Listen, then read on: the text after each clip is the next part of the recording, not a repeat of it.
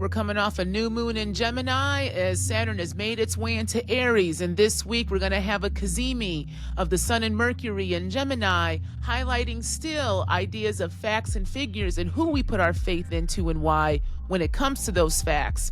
And then we're going to end this week with Venus meeting up with Chiron, asking us to look at the wombs of the self and what it would look like if we bended, if we kind of broke, if we re-engaged with our understandings of who we are. This is the weekly forecast for May 27th through June 3rd, what I am calling bending identity and power. So let's get into it, y'all. Welcome back to Yappin with the Stars, the show where I talk about life and spirit with the help of the planets, stars, and zodiacs, with a little bit of common sense thrown in there as well. I am your host and guide, Dr. Nicole Rouse, artist, astrologer, and anthropologist, an all-around dreamer. And here we do astrology and anthropology my way, grounded in the body, tied to spirit, and connected to the world that we're actually living in. Every Wednesday, we check into the chaos we call society and ask two questions. What's the cosmos showing us this week? And where are we being called to move, create, burn, or build? All right? So let's get into it.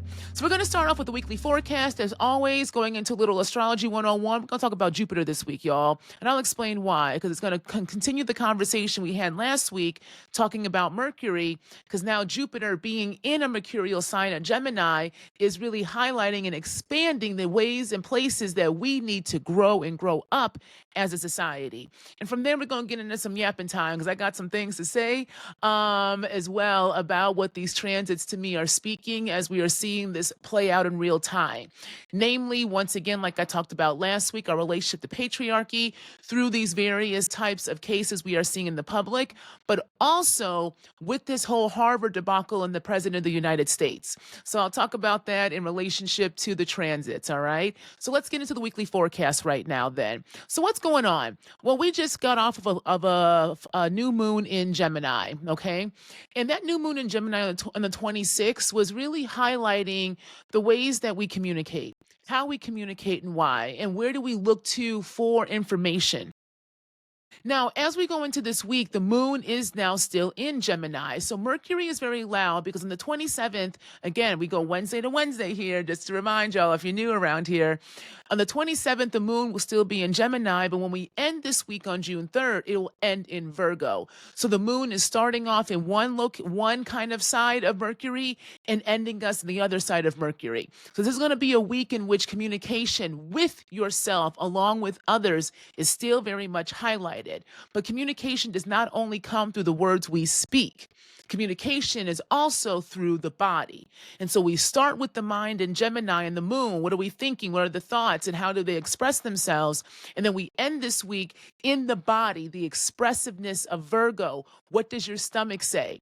Do you understand what the stomach is saying, right? This is about communication with ourselves so that we turn on different ways of communicating, therefore different knowledges. And again, this is an ongoing conversation we've been seeing in the transits lately. So if you've been following me on the show, you'll see that this is something that we are building in. This is the new story being formed. So who's the storyteller of your story? And what information are you using to construct that story? Keep that in mind, okay?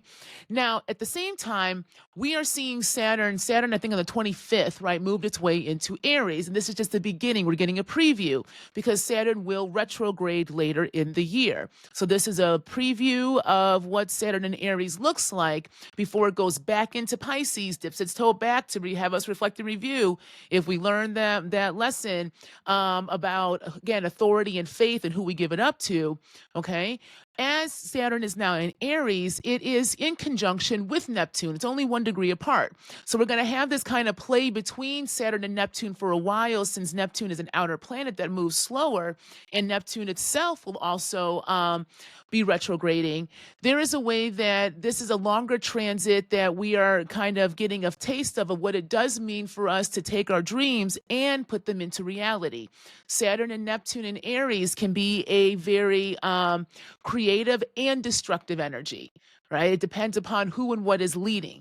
And so that's going to be a conversation that, again, we're having with Gemini in this new moon is a different perspective of it. So whereas Saturn and Pisces was asking us where we put our faith in, spirituality, how we engage with faith and the other worlds and the ways that we understand our origins.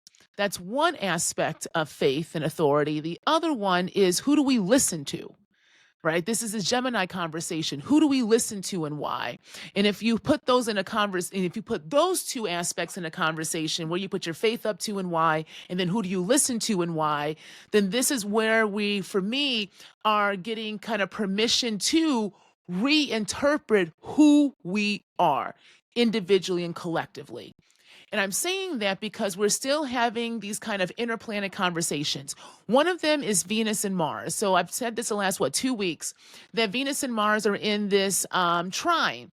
And they're in this kind of trine, and it's not even that loose of a trine. It only separates a few degrees for a while between themselves, okay? They're having this trine in fire. So Venus is in Aries and Mars is in Leo. Now, like I said last week, when we have Venus in Aries, that's considered a detriment. But I asked the question, is it really detrimental for Venus to assert herself?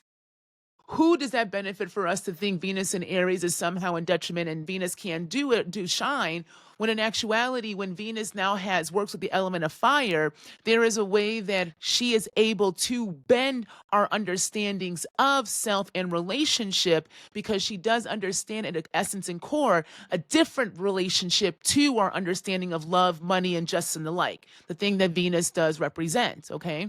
So with Venus in Aries and Mars in Leo this full week still, again in this loose trine, this is an ongoing conversation, a personal conversation around our identities, our sense of self, and the impact of the father and fatherhood in that construction. Why do I say that? Because of Leo. Leo is the father, Cancer is the mother in astrology, sun and moon, right? Representations of those archetypes, okay? Remember, think of astrology as a way to understand and explain the different stories and patterns and ways and archetypes that we navigate in this thing we call a world, okay? And so when you put it in that context and you understand Leo being the father, Mars is there putting a highlight to that, Mars being the planet of fire and water, right? Because it's ruled by Aries and Scorpio. It's the planet of passion, the planet of drive, the planet of war, but again, the planet of strategy. It's strategy. And then Venus in Aries, Venus being the planet of love, relationships, justice, money in its one way. Mercury also rules money, but Venus, money is there because it's a marketplace, okay? When we are having this ongoing conversation in fire, like I said, 2 weeks ago, what needs to burn in order for clarity to be had? And with Venus in the fire sign of Aries, what needs to kind of burn and be reconstituted is our understanding of the self. Aries ruling the self, the head. So what does it look like if you washed your head with fire? I asked that when Neptune first made its way into Aries. That is not a stagnant question. That is an ongoing question that we have to grapple with. And if you're watching the show, you'll notice my hair color is changing. So I took that shit seriously. I literally washed my head in red in order to get some life back into me. So again, if you've been watching the show and if you follow me online, you know I've got naturally white and gray hair. And I started going white when I was 20. My hair started going white, not me. My hair started going white when I was 27 and finishing up my PhD. And it's progressively gotten whiter and whiter. And so there's chunks of it all over me, my hair. And I don't mind it at all. I think aging is beautiful, and it's also quote unquote a privilege, especially in this society. So can we work with our aging? But for me, I also didn't feel like it represented my energy right now. I needed a change. I needed to literally wash my head in something different. And that was a big deal for me. I'm gonna give a little caveat here. That was a big deal for me because I was then bringing faith back into me. I was taking back my authority. Now, why do I say that? And this is kind of my own kind of Saturn and Pisces of the Aries story. Well, that's because about 6 years ago, when I was having an Odu reading with my former Babalao, my former Padrino, because I'm in the practice of Lukumi, Obatala came down. Now, Obatala is the Orisha of wisdom, the Orisha of peace, the Orisha of the white cloth, okay? And I got a lot of respect for the Orisha, especially Obatala. It is wisdom. The Obatala is wisdom. And so I had literally just gotten my hair dyed, y'all. I had highlights all throughout it. And I thought I was cute. It was cute. It was real cute. I walked in, my padrino said, "Oh, Nico, like your hair, right?" Then we throw Odu. And then as he's explaining what the Odu is saying, he looks at me and he says, Obatala says to not dye your hair because the white is both a gift from him to show your wisdom, and also there can be health consequences to constantly dyeing and putting chemicals in your head. And I said, well, is that just temporary or is that a long-term, Odu lesson? Because sometimes Odu, what the prescription is only for a short time. Other times you're getting called down Odu, and it could be for your life, right? The recommendation for life. And so my padrino was like, no, I think this is just overall to not mess with your hair color. And I took that to heart for years, even though as I've gone through my own transformation, as I've literally broken my life and who I was to come into who I am now, there was a way that I still held on to that saying, well, if Abatala says this, then I can't do it. And then I had to start grappling with that concept, that kind of way of thinking, because if I'm taking my authority back, I can have respect for the messages I'm getting, but I also got to make the life and decision for me, because I'm the one in this body. I'm the one holding this head. So what does it look like to take that information and convert it into wisdom, right? So that I understand what to do with that. So for me, I finally came to the conclusion, my wisdom has to come through me. And the white of my hair, right, while I'm very grateful for it, does not define my wisdom for me. And if I understand process and chemicals and hair and all of that, then I had to be more discerning with who my hairstylist was, so that it was not going to ruin my hair or have serious consequences for me. So I found a stylist who I've been going to, Black queer woman, and we made it work. And this is what came out of it. So that's a little story about what, for me, taking back authority and figuring out if I'm the authority of me, right? Because I have to live this life, and I do so with discernment, then what is right for me? And shit, I wanted my hair done differently. So that's what came out of that. Okay. So let's go back to the weekly forecast. All right. Let's go back to the weekly forecast. Remember, this is Yappin with the stars. So my yapping might come in and out in different places. Now, this Venus and Mars conversation, again, in fire, is really also asking us to get fired up a bit more about what it is, not only do we want, but what's going to be required of us in order to enact those wants, those needs, and even those desires. So this is also a reconfiguration of asking us what it is do we actually want as a society, individually and collectively, okay? And this is going to be highlighted through information and communication, because Gemini is still pretty loud. And I say that because on the 28th, the moon is going to be conjunct Jupiter in Gemini. So you've got the planet of expansion, of growth, of wisdom, right? Of turning experiences into wisdom, into knowledge, meeting up with the moon, the body. So don't be surprised there's an expansion of ideas, an expansion of concepts, right? But at the same time, the next day on the 29th, the moon will then make its way into Leo and will be opposing Pluto in Aquarius. So these 2 days to me, I think, are really showing, I'm going to highlight the kind of battle of wills that we're at. And I wouldn't be surprised if we're going to see some more attacks on education and other institutions that provide education to the public that challenges authority, alongside a pushing of AI technology that is still being questioned by the majority, right? So we're in this kind of moment of having to figure out, again, where do we find our information from? Who and what do we believe and why? Not just in faith and spirit, but also in practice, in the mundane. And if the kind of facts and figures that we are being presented is coming through generated knowledge through things like AI, that requires our knowledge in order for it to figure out how to output its own things, then are we just not the blind leading the blind? Right. And I don't mean that in an ableist way. I mean that in a not being able to fully recognize and see the bigger picture, then our sight gets confined and contorted based upon who is holding and over that information. This is power. Right. This is the state. This is what Foucault talks about. And I'm not a big fan of Foucault. I've talked about it before. But this idea of the archaeology of knowledge, and knowledge is power. Whoever has the knowledge of a population has its power. So when you do things like census, when you count, when you enumerate, when you place particular markers on the body so that it can be categorized and cataloged and numerated. Okay. This then becomes a way that we are reinscribed about who we are. We are told who we are. And so, what happens if those telling us who we are, those in power, AKA the state in its embodiment, what happens when we take that authority and power back? Well, then we have to reconstitute ourselves. So there is a way that this idea of communication and where we seek information from is really highlighted right now. And you can't just be external to you. You have to be able to discern that stuff. And so discernment comes through your body. And so on May 29th, we get the Sun conjunct Mercury in Gemini. Again, we got a lot of shit going on in Gemini, y'all, okay? And so this goes to the question, who do we believe in, why? Like I was saying earlier. So that earlier conversation and story I talked about with my own hair, right, is the example. Faith and authority and where you give it up to through spirit, but then also information and how you discern it. So this is the other side of the conversation that Saturn and Pisces is having, as that was about spiritual faith. And this one is more about who do we believe in as having the facts, right, of society. And in this Cazimi, because again, when the sun meets another planet at an exact conjunction, it kind of implodes itself because the sun is so damn hot.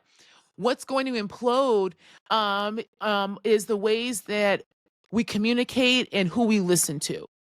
So there's a way that some things need to be highlighted, but also need to be imploded upon, need to be exposed.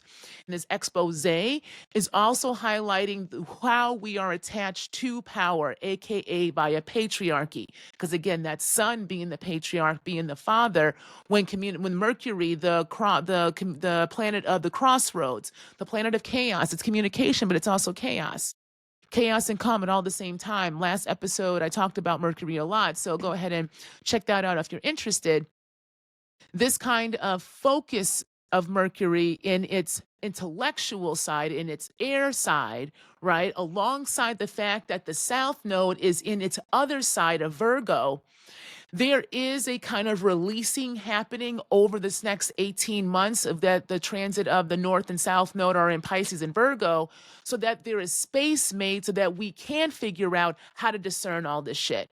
Because Jupiter and Gemini has been highlighting very clearly that we have a discernment problem, that we have not grown up as a society when it comes to figuring out how we understand facts and figures. And in that kind of stagnation of us as a society growing, we have to then see where that came from. And that did come from the patriarchy because it came through and from the embodiment of that state, which is the president. And so when we think about that in relationship to policy and law and the like, the kind of ways that critical thinking and engagement were actively removed as part of that Southern strategy from the 1960s that was heavily implemented, particularly starting with Reagan, but then followed up with Bush and this No Child Left Behind. The ways that we were told to not worry about grappling with something, learning how to work with the body, even inadvertently in favor of being able to regurgitate facts that are already been predetermined as true or not for you as a way for you to succeed. Has that actually helped us as a society, or has it made us so stagnant that we are moving back into these loops that are taking us back into a new articulation of an authoritarian state? Okay, so these are the conversations happening. And I'm going to say this because on June 1st, we are really going to be feeling it because Venus is conjunct Chiron in Aries. And that will be still in that sextile with Mars in Leo that will then be conjunct the moon around this same time. So, baby, the body is on. Do we know how to listen to it? What wombs around self and relationship are being highlighted? I want you to be present, be aware, allow yourself to observe yourself as you're also in yourself.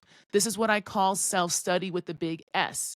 Big S self, big S study. because we have to be able to understand ourselves so that we can know how to work with the self as a means of resistance to a state that needs us to give ourselves up to it. But what it gives us in return is shit. Do we believe that? Because do we believe ourselves? So then, how has fatherhood, and the patriarch influenced that wounding and healing of the self? What needs to bend, to break, to be set on fire when it comes to your understanding of yourself and how you show up and how that self shows up in relationship with others, with your resources, with the law, right? All of these things that Venus represents about relationships and contracts. Can you show up so that the contract makes sense, so that there is more of a balance versus you giving it up or you just taking? So this is about the relationship you have to you and how you define it. And then we're going to end this week on June 3rd with the moon in Virgo, but it's also going to be meeting up with the South Node. So the body is talking very loudly this week, but can you hear it and understand its messages? Okay. All right. That's the weekly forecast, y'all. So I want to move into astrology 101 because I want to talk about Jupiter. Okay. And I want to talk about Jupiter because Jupiter has been hanging out in Gemini for the past almost year. It's going to be making its way into Cancer next month. I'm actually happy about this for a number of different reasons, but it doesn't mean that it's going to necessarily be, roses and sweetness off the bat. There's a way that in Gemini, Jupiter is expanding our understanding of just how good the state has been in getting us to not understand ourselves, understand facts, understand figures, understand what is truth and what is not. Okay, now why do I say that? That's because of the role Jupiter is. So Jupiter is known as the king of the gods. It's the planet of faith, of hope, of expansion, of good luck, of law, morality, wisdom, and growth. It's the abstract mind. So this is why it is ruled by Sagittarius and Pisces, two archetypes essentially of the teacher, right? Sagittarius being the one who learns and teaches through experiences. So I always tell Sages, if you got heavy Sag energy, especially a Sag rising, you have to move. And I don't necessarily mean moving to another country, but you have to be moving in your life. You have to be experiencing life and then trusting those experiences, learning from them and turning them into wisdom. And that's how you teach, right? And so the Sag then teaches through different kind of creative means. This is going to be the griots, the oracles, the musicians, the storytellers, the ones who can transmute and translate life because they're living. And then Pisces is another example of this, through the spiritual teaching, right? The one who can flow through and understand the kind of collective consciousness of the ways that we are connected at another type of level, the deep waters, right? So teaching through the experience of life and death, because the deep waters is where death lies, is where the ancestors are. It is the location of Aiku. And so if we have to die in order to be reborn, what is the understanding of the purpose of life? Okay, so this is, again, this kind of philosophical understandings of life and living. Now, the other kind of archetypes we get of teaching are through Mercury, right? Because Mercury is the intellectual side, like I talked about last week, and how we communicate, how we transport things. And so this is where you have Gemini and you have Virgo. And so when you're looking at a chart, you'll notice that Gemini is opposite Sag and Virgo is opposite Pisces. They're sister signs. So for me, this is kind of the different archetypes of how we understand kind of abstract ideas, philosophy in the bigger picture. And then what does that mean when you bring it down into the mundane, into the everyday, into the kind of facts and figures and citations that get us to understand how those big concepts come to be? Okay. So when we're talking about it this way, then I always think about what is Jupiter trying to teach us in the sign that is opposite that's opposite it, okay? What is Jupiter trying to teach us? Well, I think Jupiter, just like Saturn, is asking us to grow up because Jupiter is the planet of growth. It's the planet of expansion. It expands expands things. And in Gemini, it's expanding information. It's expanding the amount of information that we get, where we're getting it from, who and what we're getting it from. And then asking the question, Jupiter's asking the question, okay, then, based upon your experiences, based upon what you do know, can you discern all of this information? Where does your faith lie? Who does your faith lie in and why? So for me, Jupiter is not the kind of good dad in the sky, because a lot of people, especially in Western modern astrology, make Jupiter all about good stuff and abundance and, plenty and the good time planet. And that really is doing a disservice to the kind of complexity of Jupiter for us. Jupiter, like Saturn, is the most outer inner planets there. They give us perspective. And so to me, Jupiter and Saturn represent parental figures, trying to help us make some sense out of nonsense as we figure out what does it mean to grow up. Now, because of the way society has been structured, there has been this kind of masculinization of both of those planets. And I really push back on that because it doesn't make any logical sense based upon the ways astrology shows us the duality and balance of life. And so if the inner planets, we get Venus and Mars as essentially the masculine and feminine understandings of ourselves, right? Mercury is the non-binary cousin who can communicate and work through all of that, because Mercury literally does embody both masculine and feminine overall energy, making it neutral.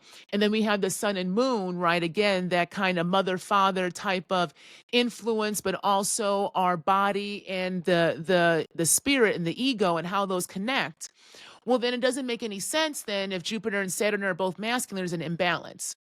And again, when I talk about masculine and feminine energies, I'm not just talking about some rigid gender roles, okay, y'all? This is about the energies, because all of the signs have the duality there of masculine, feminine that we talk about.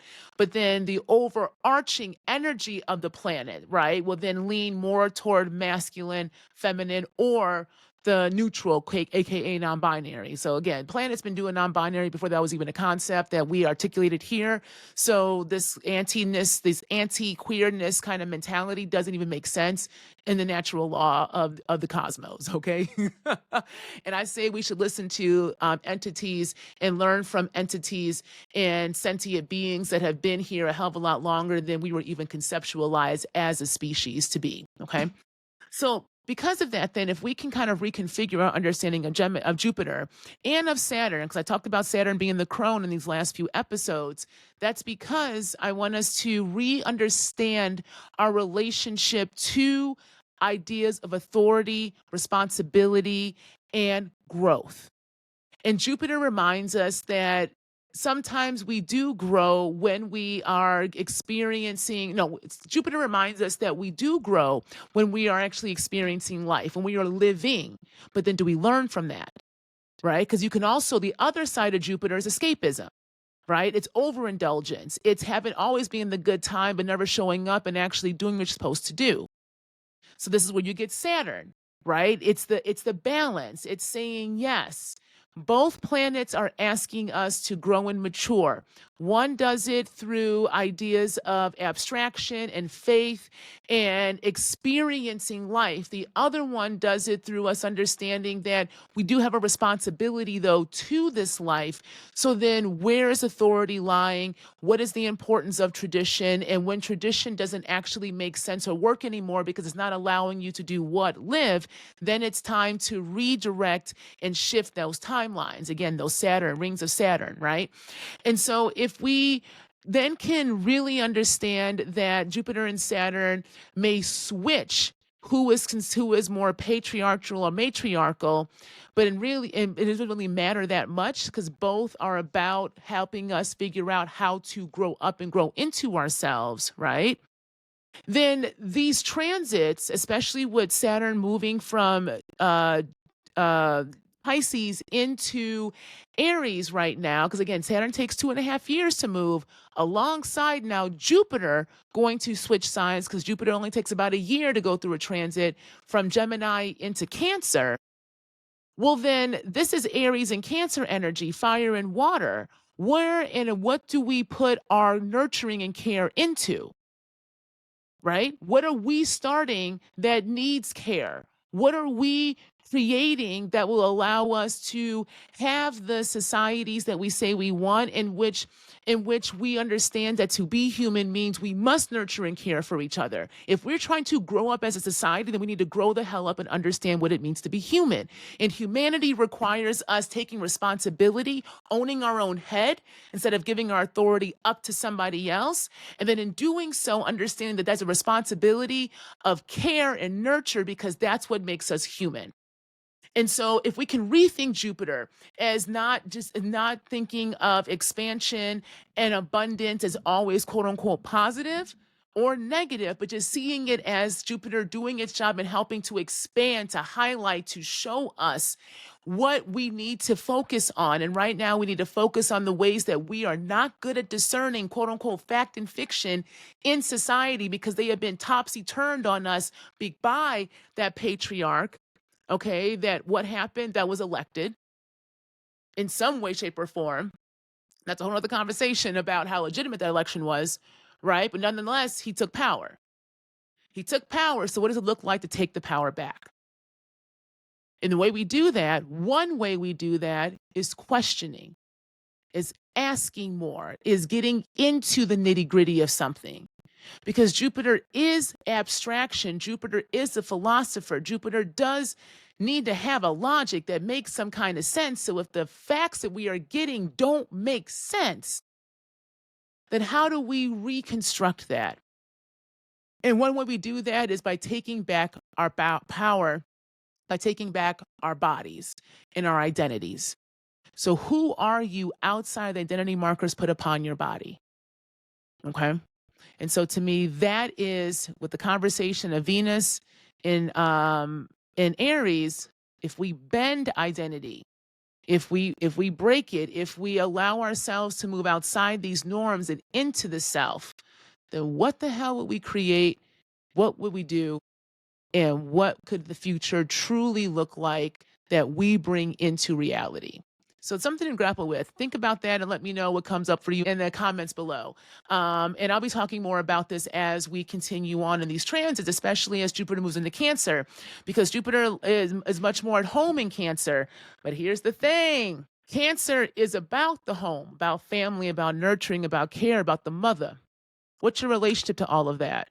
Because if all of that is a hot mess, or if all of that is not something that you can hold, Jupiter moving into Cancer is going to expand that relationship.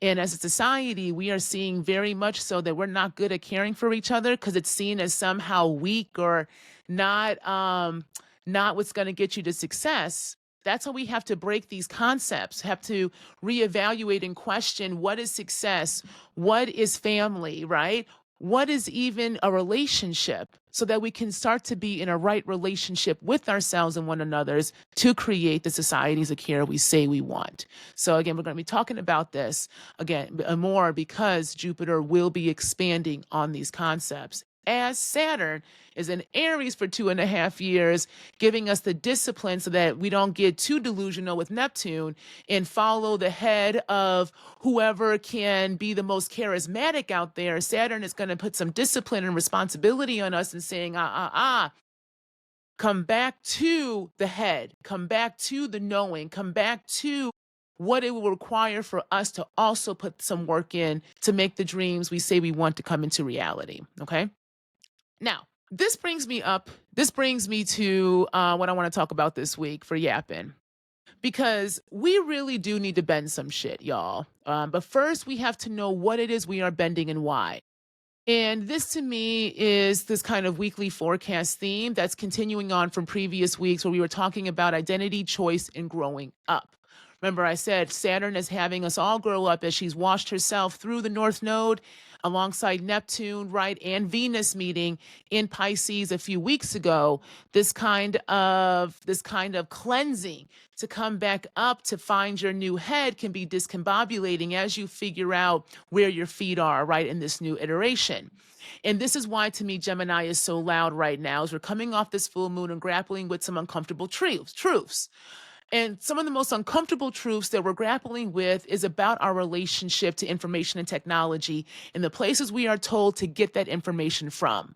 And I really got highlighted for me with this whole Harvard President Trump debacle going on.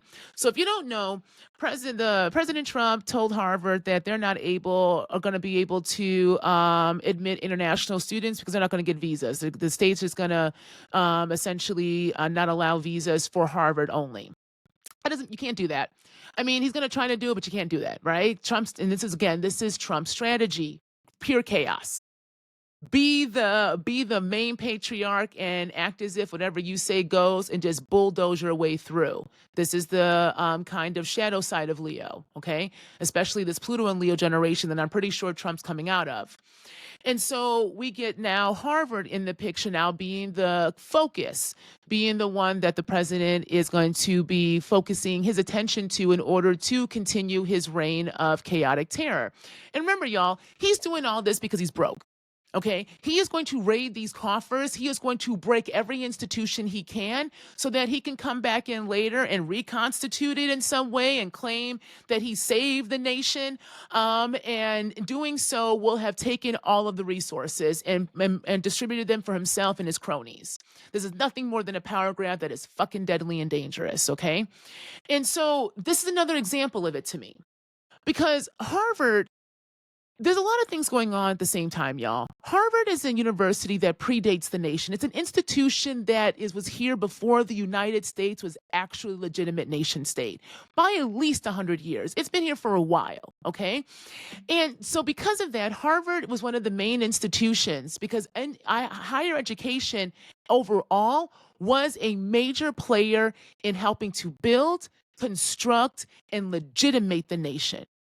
So on my Patreon, I went through about a year and a half ago the book Ebony and Ivy by Craig Stephen Wilder, in which talks about the relationship between the U.S. university system, slavery, and the founding of the nation. Highly recommended for folks to read. It's not, when I say good, it's a well-researched book, but it is hard to read because of the information presented through the historical record. But it is needed information, and it is one of a slew of research that was coming out the past kind of 10, 15 years around the relationship between higher education, especially the Ivies, and the plantation system of slavery that founded this nation.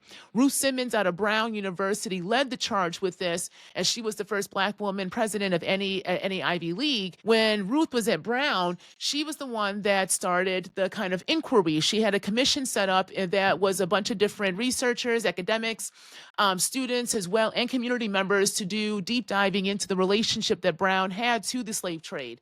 And that led to a big report. That report led to a bunch of books and other commissions, which then kicked off other Ivies doing their own investigating, Harvard being one of them. But Harvard just was it last summer, shut down its its own kind of program that was looking into those who have been enslaved on Harvard's campus and their descendants so that they can go ahead and essentially give some type of reparations to them. That was a center that was in the university that then got dismantled in favor of consulting and consultants to kind of quote unquote do the rest of it, which honestly was not a surprise to me because these institutions always do that. A problem happens, and then a task force or a commission is constructed, right? In which there is all this research done, recommendations and reports. And the recommendations and reports are the exact same ones, maybe a few tweaks that were done before, but then the process and the performance of doing the data collecting becomes what institutions use as having done the work that the data itself is showing, right? And so Harvard does this cycling. Now, why am I bringing all this up? It's because this is a battle of the 1%. This is a battle of the 1%. 1% of the institutions in that goddamn presidency, because it was the Ivy League that legitimated that presidency to begin with, and now that president, because he is trying to show that he has the authority, is now going to challenge those institutions that legitimated that space to begin with.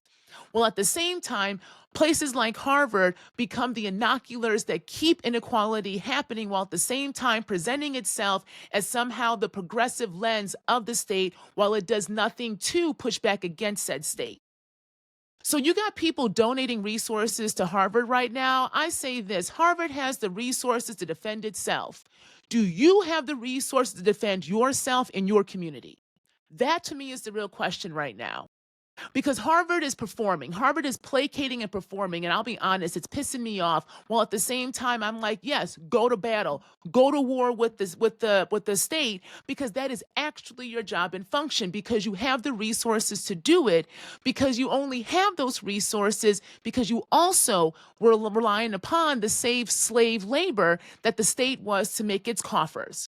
So this is full circle to me. This is a full circle moment because now at the same time, Harvard is highlighting its free courses. It's always had free courses. That's something a lot of the schools have done, especially during the '08 lockdown. I mean, the '08, what happened in '08? The '08 financial crisis. And a lot of jobs, those industries were shut down and a lot of people lost their employment. There was a big push to get people to be retrained in new types of courses and skills and stuff like that. So you really saw the rise of these kind of online free courses being offered through universities, okay? So this is not new. The fact that Harvard is highlighting now that it has a course about basic US government, to me, shows just how complicit these goddamn institutions are. You're now going to be sitting here trying to educate the public for free when when you had your own academics warning about Project 2025 2 years ago, when that Supreme Court was constructed and they were already rolling back rights when they took away affirmative action and took away Roe v. Wade. That is when we needed, honestly, more of a push by these universities to quote unquote educate for free in the public. But no, you did exactly what you always do in these spaces of elitism. You doubled down and you made sure that you were taken care of. And this is all Harvard's doing. Harvard is protecting its own interests. Go ahead and do it. But my reaction, what I'm saying here in relation to the week is this is Jupiter and Gemini. This is the battle of wills. This is going to be this kind of this Pluto and Aquarius energy we're going to be in for a long time in its kind of earlier degrees, having all these conversations with the inner planets because we have to see the ways power is constructed and is playing in our face. While at the same time trying to present itself as some benevolent being trying to help us, right? So Harvard being the brunt right now of the president is because Harvard has resources. Harvard has resources. And when you a bully and you trying to take resources, who do you attack? Those who have resources. So you can try to sit there and see if you're, and I'm going to be crude right now when I say this, whose dick is bigger? And that's the problem. We have to face the patriarch and patriarchy because all of this shit is deadly. And it takes so many resources, takes away so many resources that can be redistributed to something else. Harvard has those resources like a lot of these other Ivies and these big R1s and these private liberal arts schools that actually have healthy endowments because they are landholders. They have assets. A lot of these universities are so embedded in the local economy that if they did crash, the whole goddamn city would crash.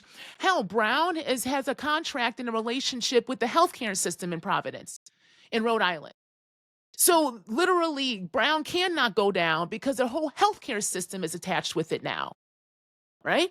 You also have buildings. You have all of this idea that you leave your home to go, quote unquote, find new community that is constructed for you, right? And all of these houses and dorms and stuff, that's land. Those are contracts, right? You have these universities buying up more land. University of Chicago does it on the South Side all the damn time, and South Side residents have been complaining about them for decades because don't come into a neighborhood, but then don't want to be a part of that neighborhood. Because a lot of these places are in locations of working class folks, of where black folks are, where brown folks are, right? But there's no connection to those neighborhoods because it's not the population you actually want in those so-called elite spaces. So battle of wills, y'all. Don't get thrown in the hype. Don't give up your resources to an institution that wouldn't even look at you or your family because you don't have the pedigree to go there. And it's not about being smart. I want to make that really clear. It's about having access to the resources, the pedigree. It is are royalty. It is the way in the US they reinscribed ideas of monarchy through class and access to resources. So, if we can kind of believe that a bit, and we start to take our authority back by really asking ourselves, how do we discern information? Then curiosity comes to the table, y'all. This is also this is very much Mercury. This is Gemini energy. This is crossroad energy, right? This is everything all at once. So since everything is all at once and is swirling around, purposely making you discombobulated, then where are your feet? Where are your feet? And this is the nodal transit we're in long term. South node Virgo, North node Pisces. You got to make some space. You got to give up some shit. You have to surrender this idea of control that is not really putting us in control. It's just giving us the appearance of control, right? If you can let that go and actually ask yourself, does this shit make any sense? And how will this actually benefit us as a collective, right? Well, then who and where you put your faith into and why will shift, because we're being asked again to examine where we put our faith into before. And it was in this idea of a patriarch, in this one leader, in a man, most likely, or somebody who embodies what we consider to be masculinity via a man. And I asked the question, how we are constructing masculinity, does that even make sense? And femininity, does that even make sense? These kind of will be considered foundational things. That's what needs to be questioned, the foundation. Because the foundation of this nation is built upon a lie that is crumbling and revealing itself throughout space and time.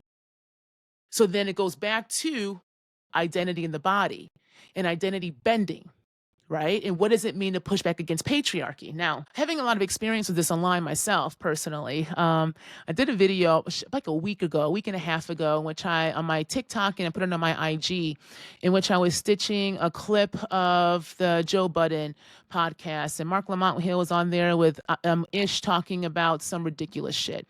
And honestly, I was irritated because it's the same conversations that we had in the 90s that got us nowhere, but they were good TV. They were the talk show kind of talking points. And it's like we've taken the talk show, the daytime talk show that was really popular back then, the Sally Jessies, the Jenny Jones, the Maury's, the Jerry Springer, right? Geraldo, Donahue, Oprah. And we just regurgitated and reconstituted in these goddamn podcasts. So I asked the question, I don't know why Mark is on this show, but also I don't even understand why this show has legs, because it's not moving us anywhere. It's keeping us in a loop that's only really benefiting a small few, those who are getting revenue from this show and its subsequent royalties, whatever else people can get through being on the show, right? So then why are we giving up our authority by giving up our resources to spaces that are having us stuck in these, quite frankly, reductive, boring, but violent, patriarchal focused conversations? And then I was told by a lot of particular men online to shut the fuck up.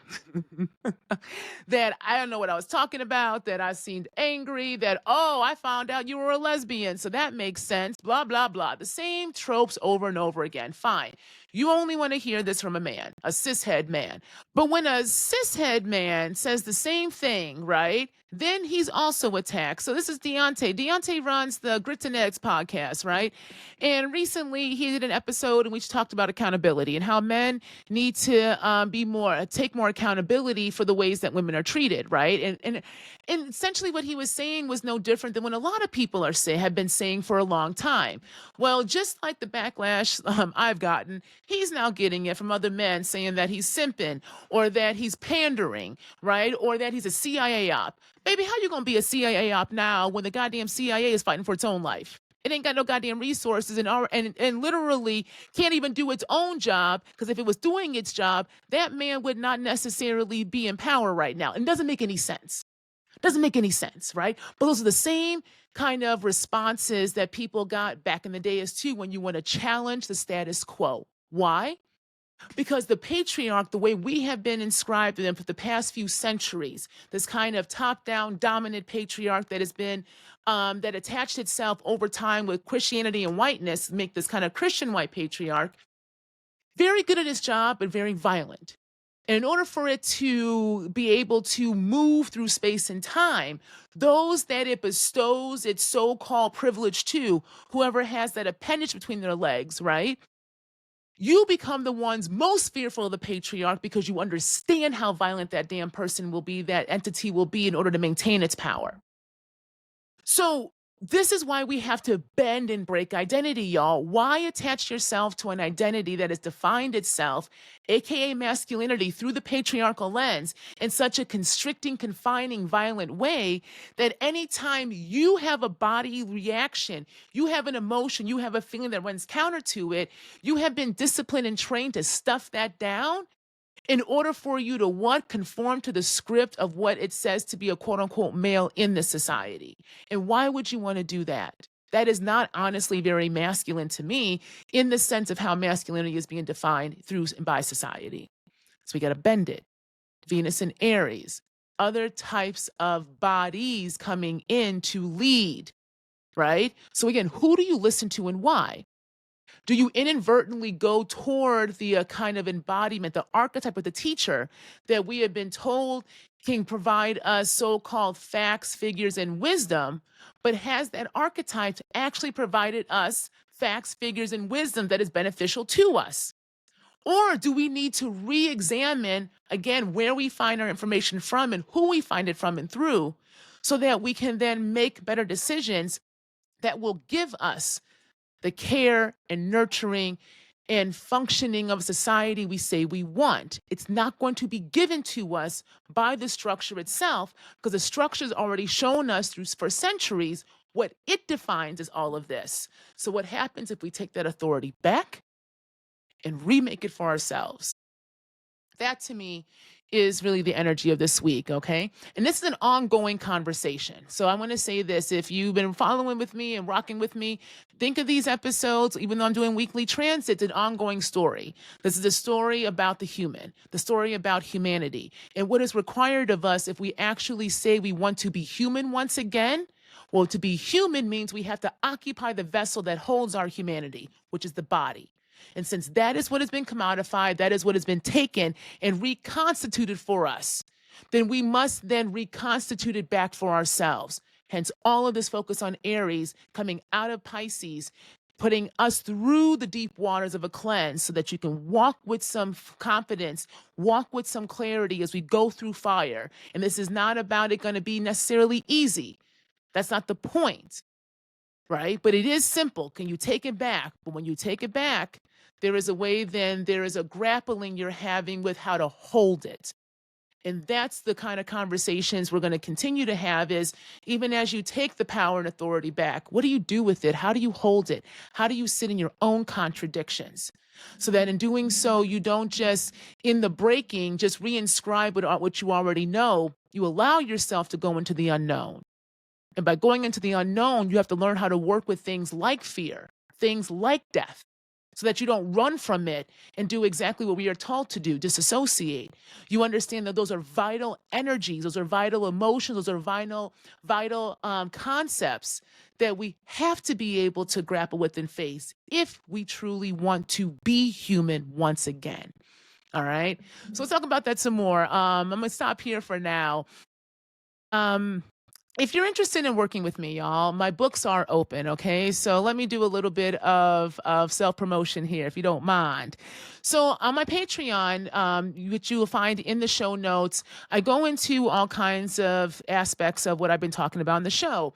And so there I do play dates with curiosity with music. We do watch parties.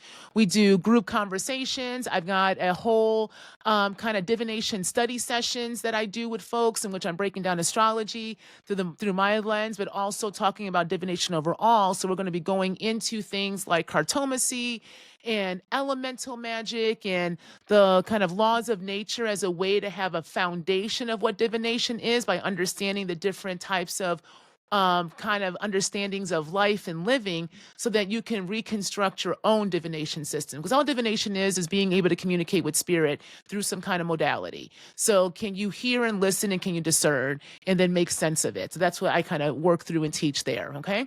And if you want a reading with me, y'all, my books are open through my Embodied Futures Lab. I've been working on my website, so I got those new offerings up.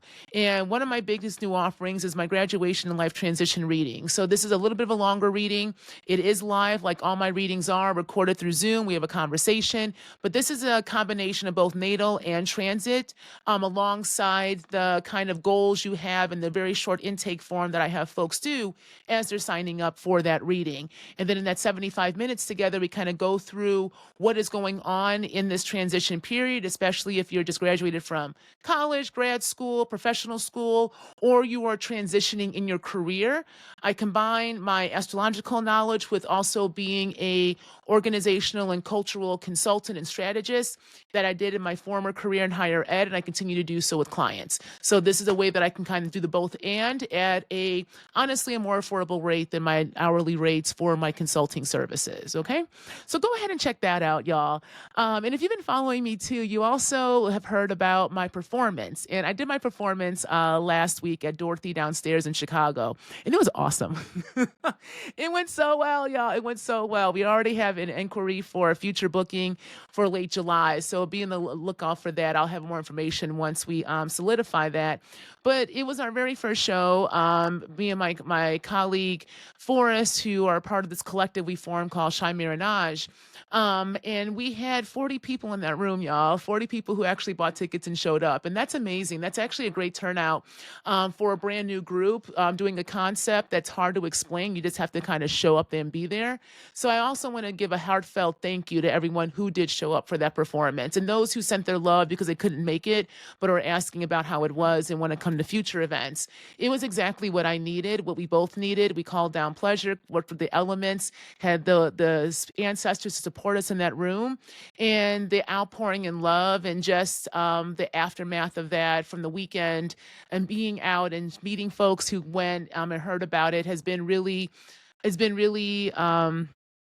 it's been great. It's been really, it's a great reminder to keep doing this stuff. And so when I talk about like breaking your life and bending stuff and taking your authority back, y'all, and all that, I'm not just throwing you a bunch of theoretical hogwash. I'm telling you that because it's literally what I'm doing too. I broke my whole understanding of myself and my life because I had to. And I talk about that actually, if you're ever interested in my first podcast that's finished. It was a limited series called Abolitionist Dreamscapes in my season 1. And there I go kind of through my own journey of leaving my career in higher ed and why, finding out that I was gay and then leading into that, ending a 15-year marriage to a man who I had a kid with, and then having to figure out how not only work for myself, but also rebuild a community after the identity in life that I thought was so solid completely broke.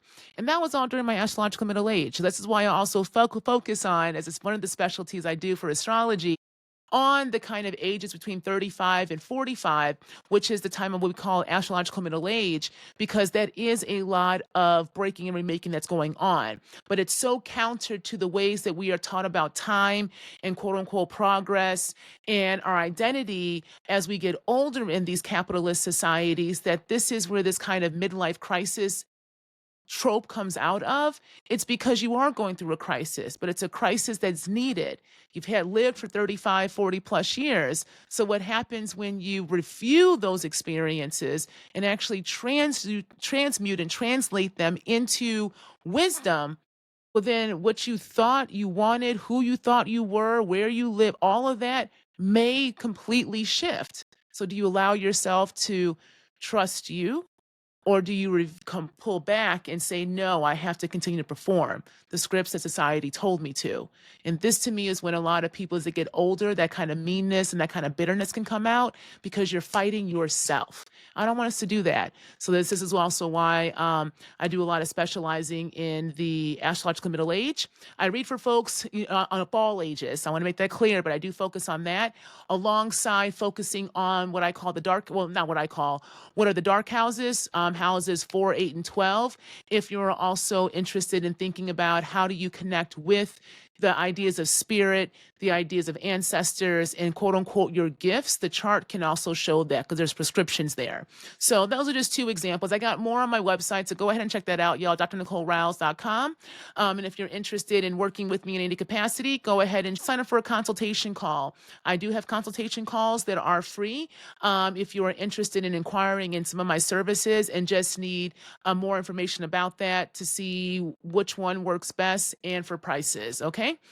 All right, let me really stop there now. So next week, Venus moves into Taurus, okay? So Venus is moving into a sign that it likes to be in, while Mercury and Jupiter are going to meet up at 29 degrees in the sign of Gemini before we get this full moon in Sag. So we got a lot more talking to do and a lot more feeling to do as we have to really get clear about our discernment, all right? So we'll talk about that next week. As always, y'all, keep dreaming, keep exploring, because it's through the dreamscapes that we can bring our futures, say we want, into the present, into reality. All right. Enjoy the song that is Cosmos coming up next by Shy Marinage, the group that I am a part of. And I will see you next week.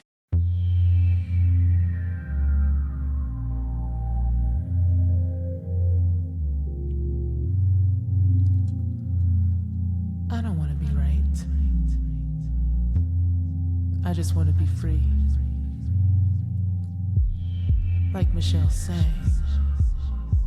the cosmos, where we come from. The light that lit the way for our ancestors in the dark of night, when they had to leave the spaces that tried to steal their breath and life. Reworking, while also learning how to work with the land that was also being worked. A land and people under duress. The trees did not ask if they wanted to participate in such brutal practices. Yet here they were. Here we are.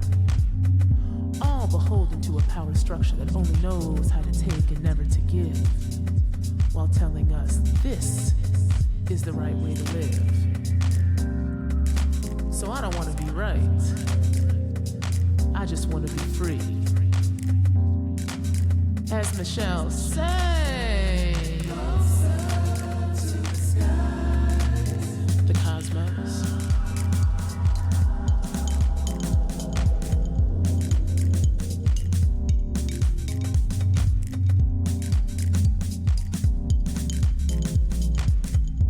The cosmos. We'll learn to imagine that freedom lied in parable of the sower that sowed the seeds of earth's seed that wanted to bring humans back to the stars, to start again, to start anew. Remember where we come from and who we are. The stars that lit the way, that guide the light. The moon that holds the tides of the waters. Our connection to earth and land. As above, so below. Yet we don't know, because we have lost the above and the below. So I don't want to be right. I just want to be free. And journey to the cosmos.